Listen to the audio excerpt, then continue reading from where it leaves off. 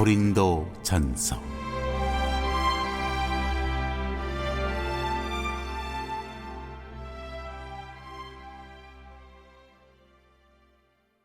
사람들이 그리스도인이 되는 것과 동시에 훌륭하게 되는 것은 아닙니다. 그것은 언제나 놀라운 일입니다. 그리스도와 그분의 길로 들어섰다고 해서 그 사람이 나무랄 데 없는 예절과 적절한 도덕을 자동적으로 갖추게 되는 것은 아닙니다. 고대 세계에서 고린도 사람들은 제멋대로 굴고 독주를 마시며 성적으로는 문란한 무리라는 평판을 받았습니다. 바울이 메시지를 가지고 고린도에 도착하자 고린도 사람들 가운데 상당수가 예수를 믿는 신자가 되었지만 그들은 자신들에게 들러붙은 평판까지 교회 안으로 가지고 들어왔습니다. 바울은 그들의 목회자의 자격으로 1년 6개월을 그들과 함께 보내면서 복음의 메시지를 자세히 전하고 그들이 신자들의 공동체로서 구원과 거룩함의 새 삶을 살려면 어찌해야 하는지를 가르쳤습니다. 그런 다음 그는 길을 떠나 다른 도시와 다른 교회로 갔습니다. 그리고 얼마 지나지 않아 바울은 고린도 교회 식구들 가운데 한 사람으로부터 보고를 받습니다. 파벌 싸움이 격해지고 도덕이 무너졌으며 예배가 초자연적인 것에 집착하는 이기적인 수단으로 변질되었다는 것이었습니다. 고린도 사람들이라면 능히 그러고도 남을 일이었습니다. 그래서 바울은 그들에게 편지를 보냅니다. 먼저 그들이 그리스도 안에서 한 형제 자매임을 부인하지 않았고 그들이 나쁜 행실을 보였다고 해서 그들을 내치지도 않았으며 그들의 무책임한 생활 방식에 대해 비난성 있는 잔소리를 늘어놓지도 않았습니다.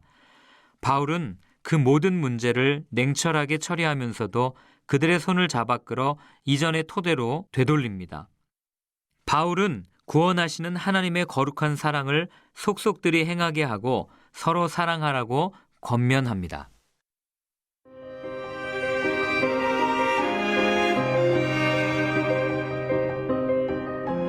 (1장) 나 바울은 하나님의 계획하심에 따라 나의 벗 소스데네와 함께 메시아이신 예수의 부르심과 보내심을 받았습니다.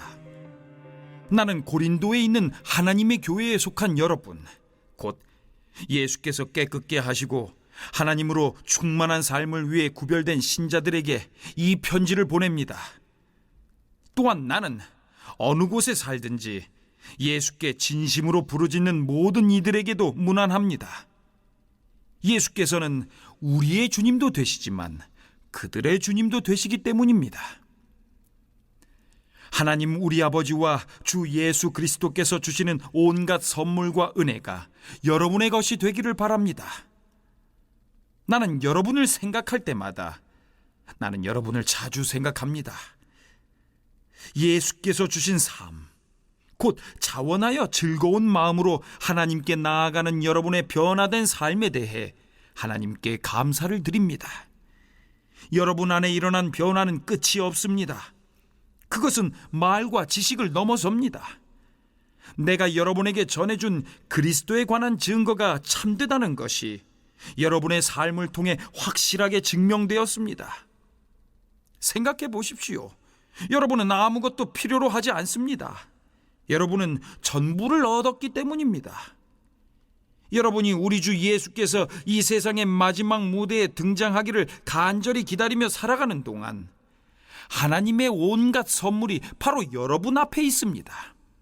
그뿐만 아니라 예수께서 모든 일을 마무리 지으실 때까지 하나님께서 친히 여러분 곁에 계시면서 여러분을 흔들리지 않게 해주시고 가던 길에서 벗어나지 않게 해주실 것입니다. 여러분을 이끌어 이 영적 모험을 하게 하신 하나님께서 자기 아들이시며 우리 주님이신 예수의 생명을 우리와 함께 나누고 계십니다. 하나님께서는 여러분을 결코 포기하지 않으실 것입니다. 그 점을 절대 잊지 마십시오.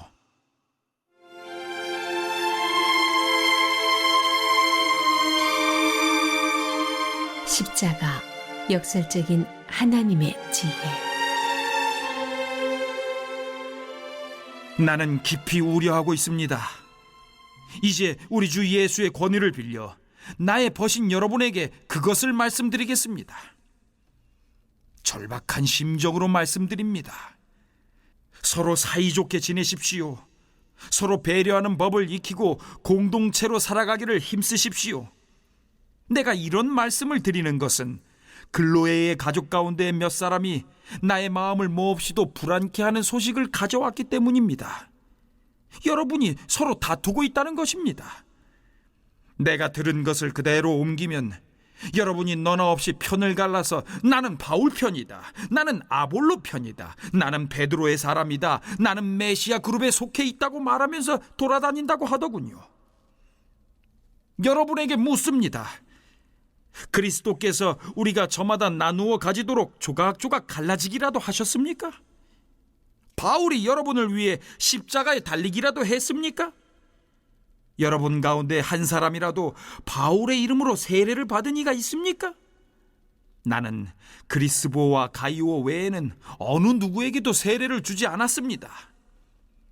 여러분의 소식을 듣고 나는 그들 외에 아무에게도 세례를 주지 않은 것을 다행으로 여겼습니다. 내 이름으로 세례를 받았다고 떠들며 돌아다니는 사람이 하나도 없을 테니까요. 그러고 보니 스데바나 가족에게도 세례를 준 일이 있군요. 그러나 내 기억으로는 그것이 전부입니다. 하나님께서는 나의 추종자들을 모으라고 나를 보내신 것이 아니라 그분께서 친히 이루신 일에 관한 메시지를 전하고 그분의 추종자를 모으라고 나를 보내셨습니다. 그분은 화려한 말솜씨로 메시지를 전하라고 나를 보내신 것이 아닙니다. 그랬더라면 메시지의 중심에 자리한 강력한 사건, 십자가에 달리신 그리스도가 미련하고 어리석은 몇 마디 말 때문에 하찮은 것이 되고 말았을 것입니다. 십자가에 달리신 그리스도를 가리키는 메시지가 멸망하기로 굳게 결심한 사람들에게는 어리석은 것처럼 보이겠지만 구원의 길에 들어선 사람들에게는 완벽하게 이해될 것입니다. 이것이 하나님께서 일하시는 방식입니다. 그리고 그것은 가장 강력한 방식임이 입증되었습니다. 성경에 이렇게 기록되었습니다. 내가 세상의 지혜를 뒤집어 엎고 전문가라는 자들이 얼마나 정신나간 사람들인지 폭로하겠다. 이 시대에 지혜로운 자나 교양 있는 자, 참으로 지성을 갖춘 자가 어디 있습니까? 하나님께서 그 모든 것이 얼마나 터무니없는 허세인지 드러내시지 않았습니까? 이 세상은 그 화려한 지혜를 가지고도 하나님을 조금도 알지 못했습니다. 그래서 지혜로우신 하나님께서는 믿는 사람들을 구원의 길로 이끄시기 위해 이 세상이 어리석다고 여긴 것, 무엇보다도 복음 선포를 즐겨 사용하셨습니다.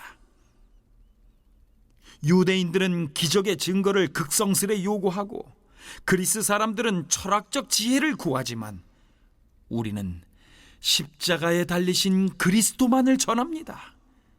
유대인들은 그리스도께서 십자가에 달리신 것을 기적에 역행하는 것으로 여기고 그리스 사람들은 그것을 어리석은 일로 무시해버립니다. 그러나 하나님께서 친히 한 사람씩 부르신 우리, 유대인이든 그리스 사람이든 우리 모두에게는 그리스도가 하나님의 궁극적 기적이요 지혜의 결정체입니다.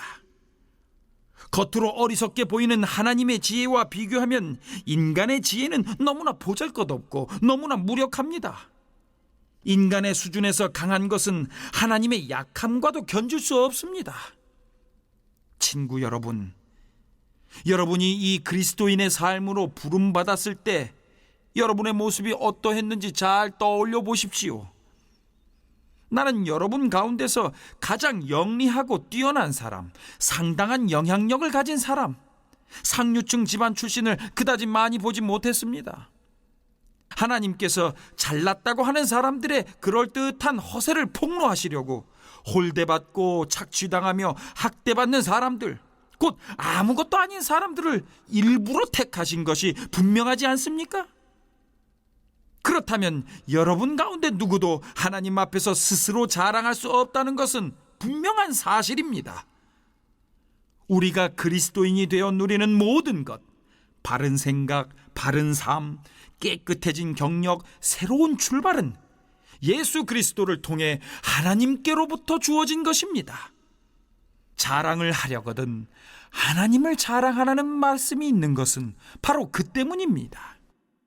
부름받은 사도, 거룩한 성도, 풍부한 의사, 견고한 증거, 미쁘신 하나님, 신실하신 예수님에 대해 묵상해 보시기 바랍니다. 바울의 자기소개인데요. 바울은 문안인사에서 자신의 사도됨에 대해 강하게 주장합니다. 데살로니가 이번의 편지에서는 단지 자신의 이름만 소개하는 것과 비교해보면 대조적이죠. 이것은 고린도 교회 성도들이 바울의 사도됨에 대해서 심각하게 도전했던 것을 생각할 때 불가피한 것이었습니다. 바울은 자신의 사도직에 대해 두 가지 측면에서 설명합니다. 첫째, 하나님 뜻에 따라 사도로 부름받았다. 하나님 뜻에 대한 언급은 자신의 사도됨이 신적 기원에 의한 것이지 인간적인 선택이나 열심에 따라 된 것이 아니다 하는 사실을 강조하는 것이죠. 바울이 하나님에 의해서 사도로 부름받았다는 소명의식은 그가 선포한 복음에 대한 확신 때문이지 자신의 신분을 자랑하는 것이 결코 아닙니다. 둘째, 예수 그리스도의 사도로 부름받았습니다. 이 표현은 바울이 대부분 서신에서 일반적으로 사용하는 관용 표현입니다. 여러 분파로 분열된 고린도 교회 성도들에게는 이 표현이 좀 더 의미 있게 들렸을 것입니다. 독자들에 대한 묘사인데요. 바울은 고린도 교회 성도들의 영적 정체성에 대한 설명으로 이어갑니다. 먼저 고린도 교회는 하나님 교회로 명명됩니다. 아마 바울은 고린도 교회 성도들이 분파를 형성하면서 자신들의 존재감이나 주장을 강하게 드러내었던 것을 염두에 두고서 이 말을 했을 것입니다.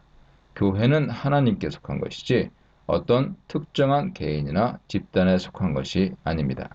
고린도 교회는 바울이나 게바나 아볼로에게 속한 것이 아니라 하나님께 속한 것입니다.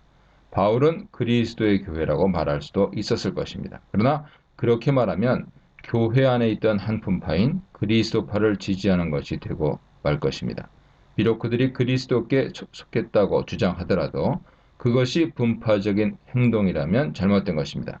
바울은 특히 거룩함에 대해 강조합니다. 그리스도 예수 안에서 거룩하여지고 성도라 부르심을 받은 자들이란 표현에서 반복적으로 거룩함을 강조하고 있는 것은 도덕적으로, 윤리적으로 불의한 행위를 일삼았던 고린도 교회 성도들의 행위를 지적하는 것입니다. 은혜와 평강을 기원하고 있습니다. 고린도 교회와 같은 분쟁이 심한 곳에는 하나님의 은혜와 평강이 특별히 요구되죠. 이 은혜와 평강은 하나님과 주 예수 그리스도께로부터 오는 것입니다. 바울은 2절과 3절에서 반복해서 주 예수 그리스도라는 표현을 사용하고 있습니다. 그리스도의 주 되심에 대한 표현은 이후에도 계속 반복되고 있는데요. 교회가 예수 그리스도만을 주인으로 섬길 때 은혜와 평강이 주어진다 하는 사실을 기억해야 합니다. 하나님께 감사합니다. 바울은 어떤 환경에서도 항상 하나님께 감사하는 사람입니다. 항상 감사하라는 것은 그의 가르침의 특징이죠. 그는 독자들에게 주신 하나님의 은혜 때문에 감사하고 있습니다. 그리고 그 감사는 독자들을 위한 것입니다. 고린도 교회가 바울에게 얼마나 괴로움을 주었는지 생각하면 이런 감사가 잘 이해되지 않지요. 바울은 그들로 인해 큰 낙담과 두려움으로 떨었다고 고백합니다. 그러나 바울의 감사는 위선적인 것이 아니라 진실한 것입니다. 바울은 자신의 사도권에 대한 고린도 교회의 도전으로 인해서 심한 슬픔을 느끼면서도 감사하고 있습니다. 감사의 내용은 자신에게 주어진 어떤 유익 때문이 아니라 고린도 교회에 주신 하나님의 은혜 때문입니다. 어떤 사람들은 그들이 받은 은사로 인해서 자랑하거나 교만해졌습니다. 그런데도 바울은 그리스도 안에서 주신 은혜는 그들에게 유익한 것이기 때문에 감사하고 있습니다. 첫 번째 감사 이유를 밝히는데요. 과거 은혜로 인해 감사하고 있습니다. 구체적인 설명으로 하나님께서 고린도 교회에 주신 모든 것으로 인해 감사하고 있습니다. 그런데 하나님께서 주신 모든 것에 대해 두 가지를 들고 있죠. 첫째, 모든 언변. 둘째, 모든 지식입니다. 모든 언변이란 단지 말을 잘하는 웅변술뿐만 아니고 방언, 예언, 가르치는 것 같은 영적 은사도 포함되어 있을 것입니다. 지식은 복음에 대한 깨달음과 확신을 가리키면서 고린도 교회 성도들은 특히 지식과 지혜를 강조하고 자랑했습니다. 그런데 문제는 이런 모든 은사로 인해서 그들은 자랑하고 교만하게 되었고 결국 분쟁과 분파를 일으키는 원인이 되고 말았다는 것입니다. 따라서 바울은 그들의 훌륭한 구변을 교만한 자의 말이라고 비판하면서 하나님 나라는 말에 있지 않고 오직 능력에 있다 하여 말 잘함의 허구성을 지적하고 있습니다. 그런데도 바울이 그런 은사 때문에 감사하는 것은 모두 다 그리스도 안에서 주어진 것이기 때문입니다. 불행하게도 그들은 하나님이 주신 모든 은사를 영적 성숙과 교회 유익을 위해 사용하지 않고 자기 자랑과 교만의 도구로 전락시키고 말았습니다. 6절, 7절에서 모든 언변과 지식이 고린도 교회에서 문제의 원인이 되고 있다는 것을 알면서도 하나님께 감사한 이유를 설명하고 있습니다. 독자들이 받은 모든 은혜는 바울이 그들에게 전했던 그리스도 복음이 견고하게 뿌리 내리고 있음을 보여주는 증거이기 때문입니다. 그리고 그는 또한 그리스도께서 나타나실 종말의 때까지 성도들이 그러한 모든 은사에 부족함이 없기를 바라고 있습니다. 바울은 하나님의 은사가 독자들에 의해 잘못 사용되고 있음을 알고 있지만 감사하고 있는 것이죠. 성도들을 바른 길로 이끄는 것은 결국 하나님의 은혜이기 때문입니다. 두 번째 감사 이유가 나오는데요. 미래에 대한 기대로 인해서 감사하고 있습니다. 바울은 고린도 교회 성도들이 책망할 것이 참으로 많은 이들임을 알고 있습니다. 앞으로 이 서신에서 신랄하게 책망할 것입니다. 그런데도 감사할 수 있는 것은 주께서 그들을 온전케 하실 것이라는 확신 때문이었습니다. 바울은 하나님께서 고린도 교회에 주셨던 과거 은혜에서 시작해서 이제 미래에 주실 은혜에 대한 언급으로 감사를 마무리하고 있습니다. 비록 지금은 독자들이 문제가 많지만 주님의 은혜로 결국 흠없는 자들로 나타나게 될 것이다. 믿었던 것이죠. 9절에서 하나님의 신실하심으로 감사합니다. 바울은 주께서 독자들을 책망할 것이 없는 자로 끝까지 경고케 하실 것이라고 확신한 근거가 무엇인지 구체적으로 설명합니다. 그는 하나님은 신실하시다라는 표현으로 시작합니다. 그리고 그렇게 신실하신 하나님을 통해서 독자들이 부름받았다는 사실을 상기시키고 있습니다. 하나님은 신실하신 분으로 당신께서 부르신 독자들을 끝까지 지키실 것이라 확신합니다. 하나님의 신실하심은 우리 확신의 근거죠. 하나님이 그들을 부르신 목적은 그분의 아들인 예수 그리스도 우리 주와 더불어서 교제하는 자가 되도록 하기 위함이라고 말합니다. 이것은 지금 독자들이 어떻게 책망할 것이 없는 자로 굳게 세워질 수 있는지 그 이유를 설명하는 것입니다. 지금 독자들은 책망을 받을 수밖에 없는 불의하고 교만한 자들이죠. 그러나 그들이 그리스도와의 교제를 통하여서 흠없는 그리스도를 본받게 될 것입니다. 하나님은 우리를 그러한 자가 되도록 부르셨기 때문에 반드시 그렇게 이루어 가실 것입니다. 아멘. 뷰티라이프 김목사입니다. 고린도전서 1장 10절로 17절입니다. 같은 말, 같은 마음, 같은 뜻. 쟁쟁한 지도자, 분쟁하는 교회. 세례에서 십자가까지에 대해 묵상해 보시기 바랍니다. 10절 한마음으로 연합하라. 바울은 서신 본론에 들어서면서 단도직입적으로 고린도 교회 분쟁에 대해 지적하고 있습니다. 그리고 서로 한마음으로 연합하라고 권면합니다. 우리 주 예수 그리스도의 이름을 언급하면서 공적이고 엄숙한 어조로 권면을 시작합니다. 장황하게 느껴질 정도로 주, 예수, 그리스도란 호칭을 모두 다 언급하는데 이것은 교회의 근본적인 주권과 권위가 예수 그리스도께 있음을 강조하는 것이죠. 분쟁 원인이 각 분파마다 다른 지도자를 선호했던 것에 있었음을 염두에 둔다면 바울은 여기서부터 의도적으로 자신의 권위나 이름이 아니라 그리스도의 이름으로 권면해서 그가 교회 주인 되심을 강조하고 있다고 볼 수 있습니다. 바울은 같은이란 단어를 반복하여 사용해서 생각, 마음, 뜻, 말에 있어서 연합을 강조하고 있습니다. 그러나 이것은 다양성을 무시하는 획일성을 의미하지는 않습니다. 그들의 분쟁이 같은 복음 안에서 나타나는 다양성이 아니라 상대방을 적대시하고 다투는 양상이었기 때문이죠. 저자는 13절에서 그리스도께서 어찌 나뉘었느냐라고 반문하는데 이것은 교회가 그리스도 외에 다른 이름으로 뭉쳐서는 안 된다는 것을 강조하고 있습니다.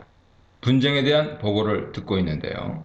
바울이 고린도 교회 분쟁에 대해 어떻게 알게 되었는지 소개하고 있습니다. 그는 글로의 집에서 온 어떤 사람들로부터 교회 실상에 대해 들었습니다. 글로의 사람들이 고린도 교회 성도들이었는지는 분명하지 않습니다.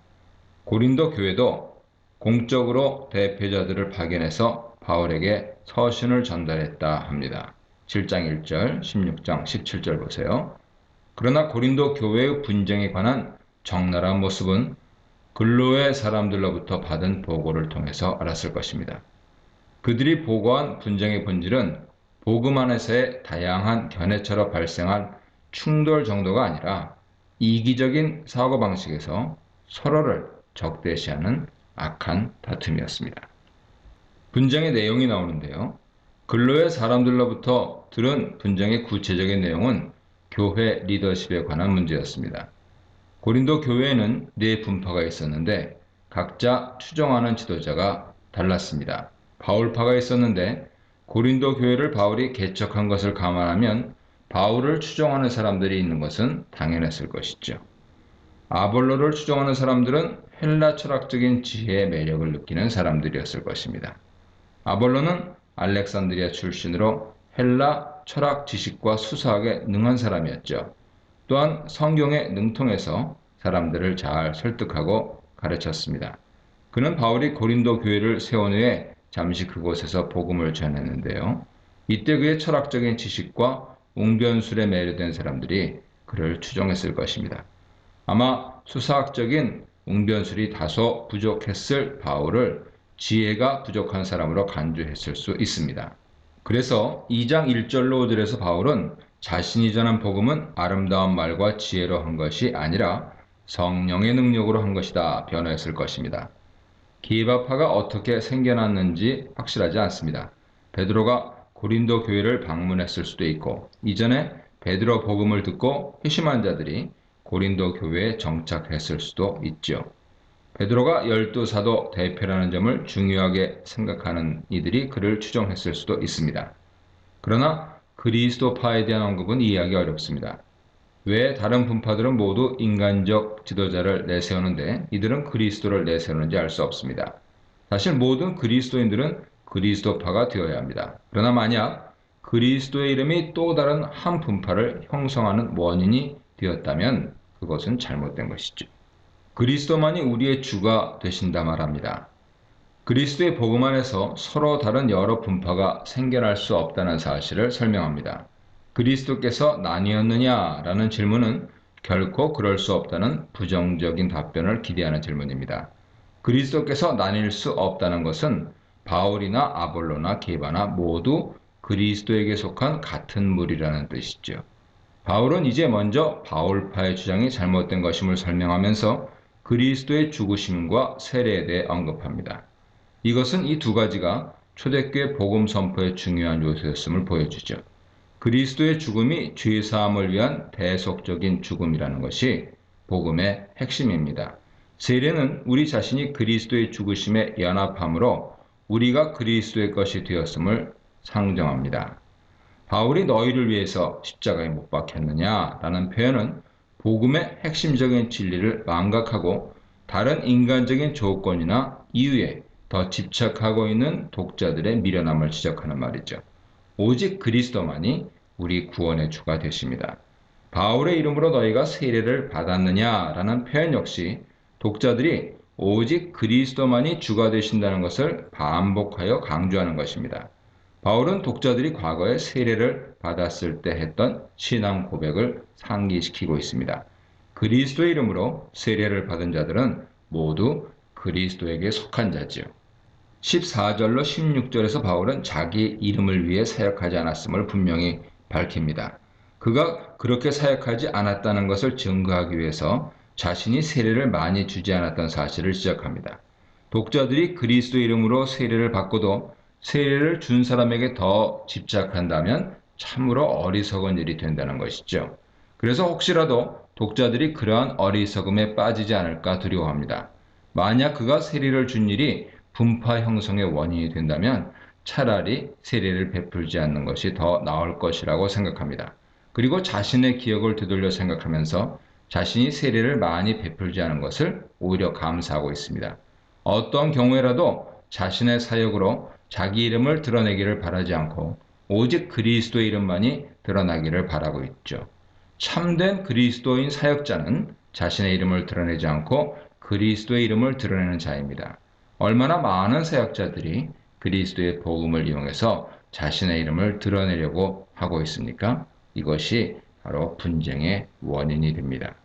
이제 17절에서 복음 선포를 위해 보냄받았음을 분명히 밝힙니다. 바울은 그리스도께서 자신을 보내신 목적이 세례를 주도록 하려는 것이 아니라 복음을 전하게 하려는 것이라 말합니다. 이것은 세례 가치를 등한시하는 것이 아니라 누가 세례를 주는지보다 더 중요한 것은 세례 내용인 복음을 올바르게 선포하는 것임을 강조하는 것이죠. 세례 주는 사람보다 세례 내용인 그리스도의 복음에 관심을 돌릴 것을 요구하고 있습니다. 이것은 누구에게 세례를 받았느냐 하는 문제가 분파 형성의 원인이 되었음을 암시하죠. 그렇다면 차라리 세례를 주지 않는 편이 더 나았을 것이라는 게 바울의 논리입니다. 바울은 세례 그 자체를 구원의 수단으로 보고 있지 않습니다. 구원은 복음을 듣고 믿음으로 반응하도록 하는 성령 역사를 통해서 주어집니다. 만약 세례를 받고도 올바른 믿음에 거하지 못하고 그것을 자랑하거나 분쟁의 원인으로 사용한다면 세례가 그들에게는 아무런 유익이 되지 못합니다. 세례 주는 것보다 더 중요한 것은 먼저 그리스도의 복음을 온전하게 전하는 것이죠. 그러나 복음 선포는 인간적인 지혜에 근거한 훌륭한 언변이나 헬라 철학적인 지식으로 하는 것이 아닙니다.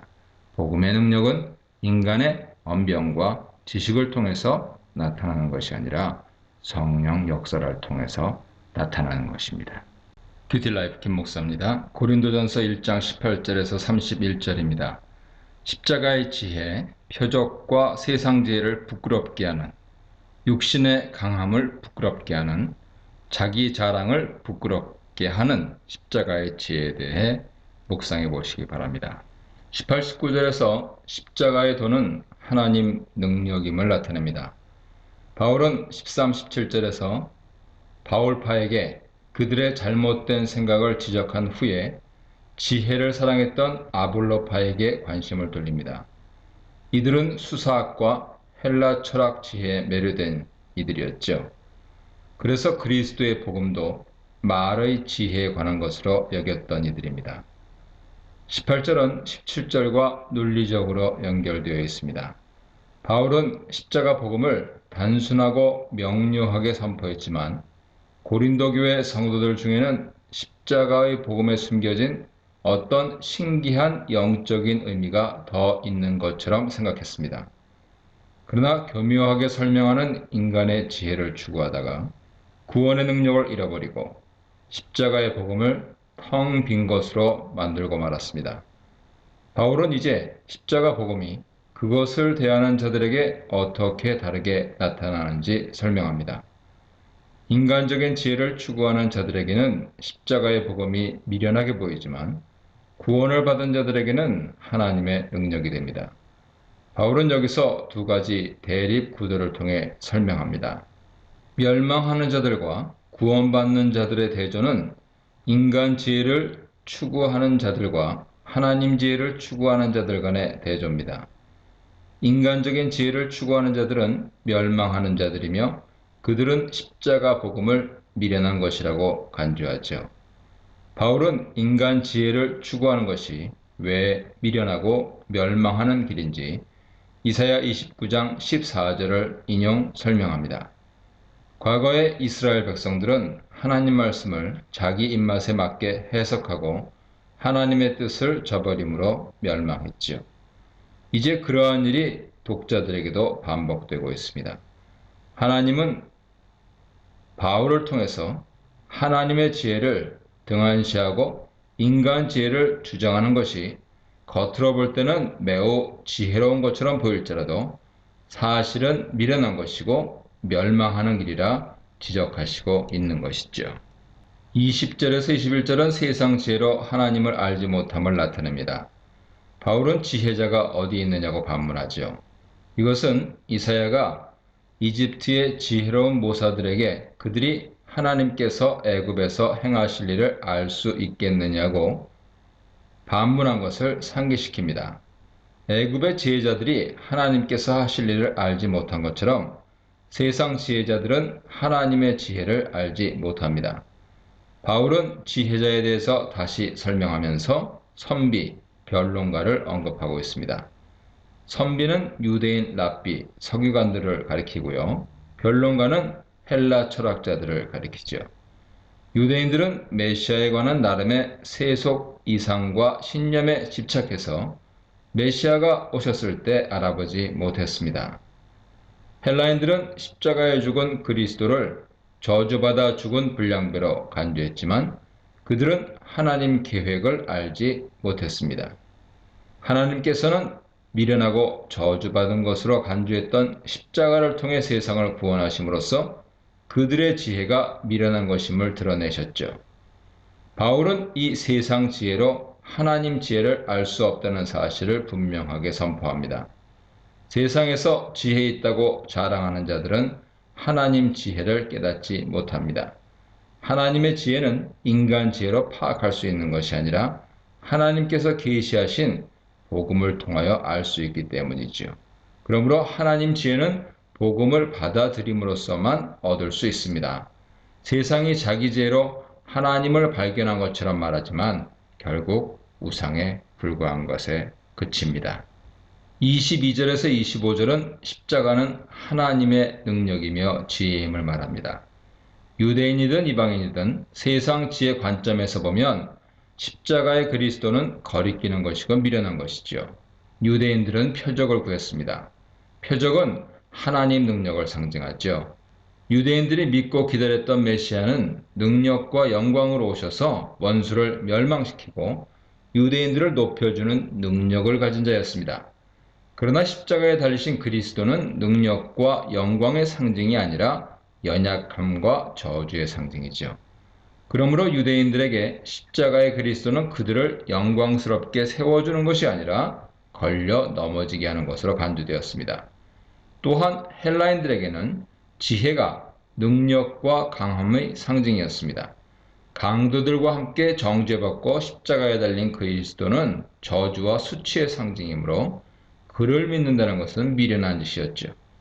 그러나 오직 부르심을 입은 자들에게는 유대인이나 헬라인이나 그리스도는 하나님의 능력이며 지혜입니다.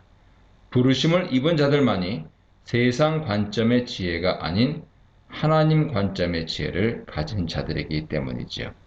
세상이 아니라 위로부터 오는 지혜를 가진 자들은 십자가가 하나님의 능력이며 지혜인 것을 깨닫게 됩니다. 왜 십자가가 능력과 지혜가 될 수 있습니까? 그것은 세상을 구원하는 하나님의 능력이 그리스도의 십자가를 통해 드러났기 때문이죠. 십자가는 우리에게 영적인 지혜를 줍니다.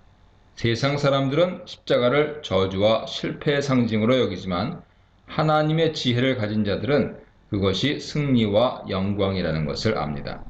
하나님은 세상에서 자신의 강함을 자랑하는 교만한 자들을 심판하시지만 십자가에 달리신 그리스도께서 죄를 담당하여 죽으셨다는 것을 믿고 받아들이는 겸손한 자들에게는 구원을 베푸십니다. 26절에서 너희 자신들을 돌아보라 말씀합니다.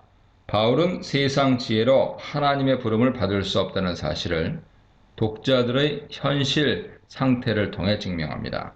형제들아, 너희를 부르심을 생각해 보라는 말로써 독자들에게 그들이 어떤 상태에 있을 때 부름받았는지 생각해 보라고 말합니다. 고린도 교회 성도들 중에는 세상적으로 지혜 있는 자나 능력이 있는 자나 좋은 가문 출신들이 별로 많지 않았습니다. 바울은 그들이 미천한 가운데 있을 때 부름을 받았으면서도 지혜를 자랑하고 있다고 지적해서 독자들이 스스로 부끄러움을 느끼게 하고 있습니다. 그들이 세상 지혜나 능력 때문에 부름받지 않았다는 것을 기억한다면 그것을 자랑해서는 안 되는 것이죠. 27절로 29절은 미련한 자를 부르신 하나님 계획을 말합니다. 바울은 하나님께서 미천한 가운데 있는 독자들을 부르셨다는 것을 상기시킨 후에 곧 이어서 그들을 부르신 하나님 뜻이 무엇인지 설명합니다. 하나님은 미련한 자들을 택하여서 세상 지혜자들을 부끄럽게 하십니다. 이것은 비록 세상에서는 가장 미천한 가운데 있는 자라 할지라도 하나님께 부름받으면 세상의 가장 지혜로운 자보다 더 자랑스러운 존재가 된다는 사실을 상기시키는 것이죠. 그래서 하나님의 가장 미련한 것도 세상의 가장 지혜로운 것보다 더 지혜로운 것입니다. 그러므로 독자들은 세상적인 지혜를 자랑할 것이 아니라 하나님께 부름받았다는 사실을 자랑해야 하지요. 30절에서 31절은 그리스도 안에 있는 자신을 자랑하라 말씀합니다. 바울은 그리스도인들이 자랑해야 할 지혜가 무엇인지 설명하고 있습니다. 독자들은 지금까지 세상 지혜를 자랑했습니다. 그러나 참된 지혜는 그리스도 안에 있는 것이죠. 유대인들은 그리스도를 거리끼는 것으로 여기고 헬라인들은 미련한 것으로 여기지만 사실 우리가 자랑해야 할 지혜는 바로 그리스도입니다. 그는 하나님께로부터 오셔서 우리의 지혜와 의로움과 거룩함과 구속함이 되셨기 때문이죠. 바울은 여기서 지혜 외에 의로움과 거룩함과 구속함에 대해서도 언급합니다. 이것은 그리스도인들이 자랑해야 할 지혜의 속성이 무엇인지 설명하는 것입니다.